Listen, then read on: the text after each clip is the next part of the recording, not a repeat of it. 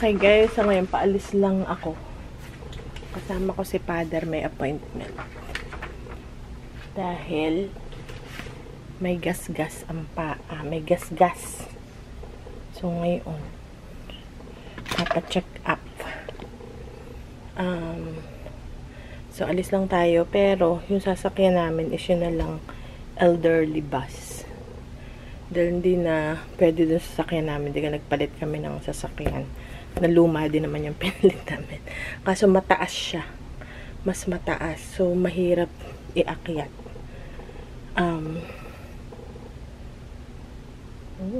Okay. So kaya ano na lang. Doon na lang sa bus. Yun na lang muna.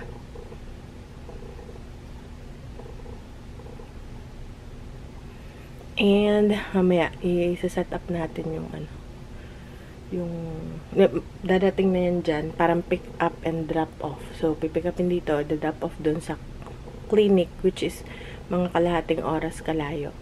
And then pagtapos na tatawagan, and then pipick upin kami. So ganun, dun din. Tapos babalik kami dito.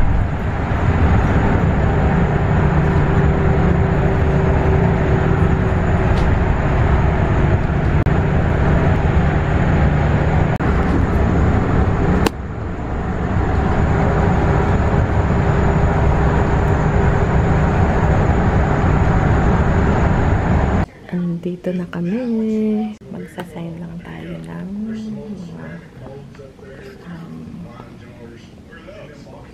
mga ano ba ito? May test tayo. May test. Dito na kami sa loob. Yung isang yun eh. Dito pa rin kami, isang oras na.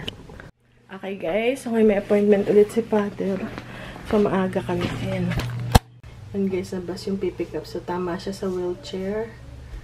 Tapos, sasakay kami doon. Yun yung driver.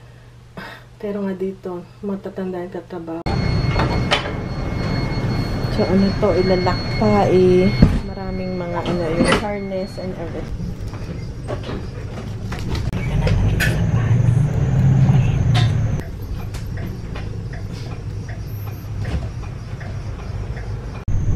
Ayan na yung hospital. Andito na kami. Is this where you go in? Yes, yes.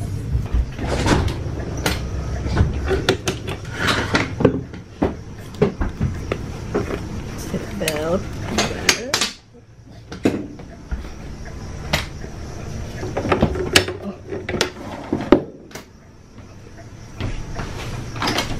Madami itong mga aparato.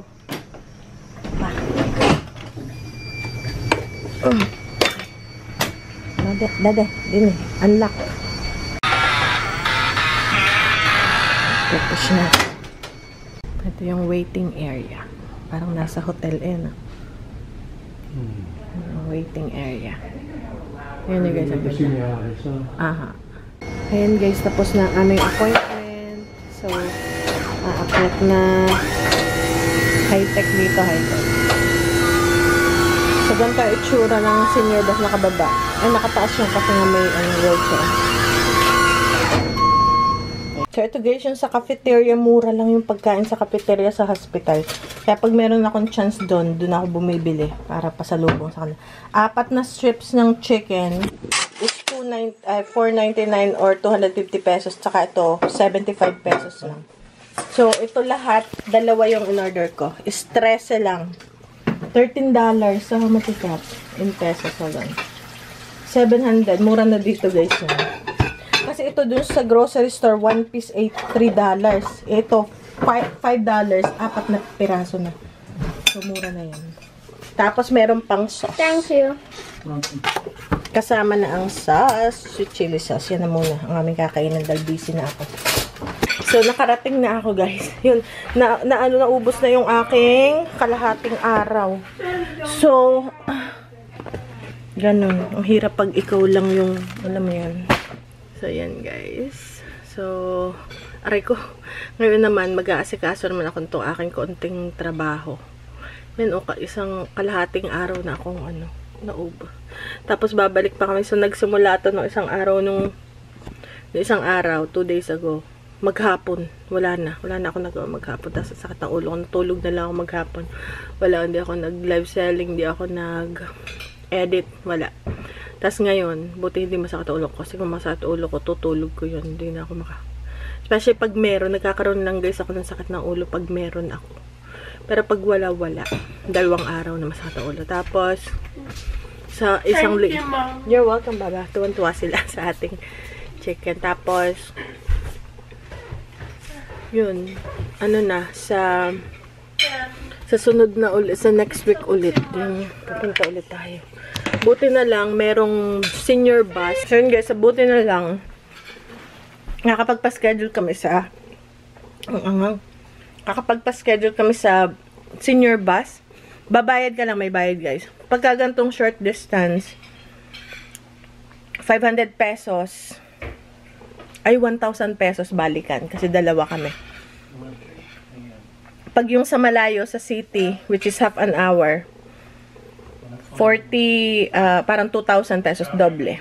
So, okay na yun. Kasi at least dati kasi hindi na pwede isakay si father sa sasakyan namin dahil, na siya mataas na yung sasakyan. Di ba nagpalit kami ng sasakyan? Mataas na yung sasakyan. Hindi na kaya. Kaya, kasi senior bus, and then, hindi pa kami naabala lahat. Dati kasi, hindi ko kayang ibaba. Kasi mabigat. Sorry. So, kailangan ko ng katulong na pagbababa, pag-akyat. Ngayon, since nasa wheelchair, mas madali na. Kumbaga, mas madali nang i-transport. Tapos yun nga, merong yung bus may nababa na yung parang flat na ang tawag dito, yung parang lift. Tapos gaganon, madali, sobrang dali lang ng Ayun. So, okay guys, so kakain muna kami. Meron ako natirang kanin. Oh, pwede pa. And, itong fries, masarap. Yung fries. Grabe, ang sarap ng fries. At dito guys, sa Amerika, pag meron kami chance na makapunta sa hospital or check-up, mura ang pagkain ng hospital, yung cafeteria. Doon din kumakain yung mga doktor, nurses, mga staff. And mura lang. Siyempre affordable. Pati pasyente, pamilya, pwedeng bumili rin doon. Kahit doon sa city, sa malaking hospital, mas masarap. Mas maraming choices, may mga pizza. Pero mura lang.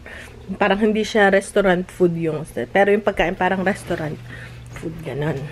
Mataas yung standard. Mura na to. Pero mo $5 lang yan. $5. Buong ganyan. Samantala dun sa binibilhan namin, $3 isang strip.